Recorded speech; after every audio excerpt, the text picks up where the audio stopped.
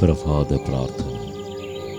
ഹോസിയ 11-ാം അധ്യായം 4-ാം വാക്യം. കരുണയുടെ കയർ പിടിച്ച് ഞാൻ അവരെ നയിച്ചു, സ്നേഹത്തിൻ്റെ കയർ തന്നെ.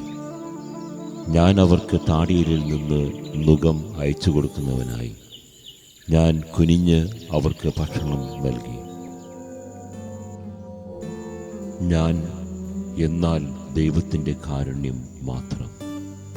കർത്താവേ, അങ്ങ് കോപിക്കുന്നവനല്ല, ഞങ്ങളെ നശിപ്പിക്കുന്നവനല്ല. അങ്ങ് ഉഗ്ര കോപിയല്ല. അങ്ങ് അനന്തമായ കരുണയുടെ അടയാളം തന്നെയാണ്.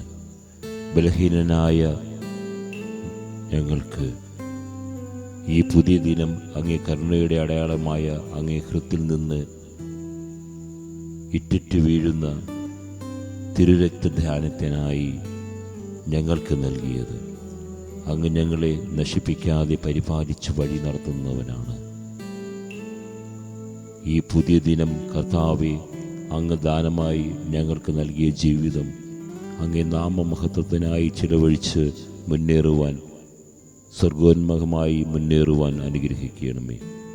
ഇന്ന് ഞങ്ങൾ കണ്ടുമുട്ടുന്നവർക്ക് അങ്ങേ സമാധാനം പങ്കുവച്ച് അർഹതപ്പെട്ടവന് അത് ലഭിക്കുമെന്ന് ഉറപ്പാക്കും വരെ ഞങ്ങൾ സമാധാനകാംക്ഷികളായി പരിലസിക്കുമാറാകട്ടെ. സ്വർഗത്തിലിരുന്ന് ഞങ്ങളെ നോക്കിക്കാണുന്ന അങ്ങേ സ്നേഹമാധുര്യം അനുഭവിച്ച് സ്വർഗീയ പറുദീസയിലേക്ക് എഴുന്നള്ളി വരുന്ന അങ്ങയെ സദയം പാടിപ്പുകഴ്ത്തുവാൻ അനുഗ്രഹിക്കണമേ. ആമേൻ. തിരുരക്തത്താൽ എന്നെ കർത്താവെ കഴുകി വിശുദ്ധീകരിക്കണമേ. വിശുദ്ധരുടെ മൊഴിമുത്തുകൾ. വിശുദ്ധ ഫ്രാൻസിസ് അസീസി. ഒരു പുരോഹിതനും ഒരു മാലാഖയും ഒരുമിച്ച് വരുന്നത് കണ്ടാൽ ഞാൻ ആദ്യം വണങ്ങുക പുരോഹിതനെ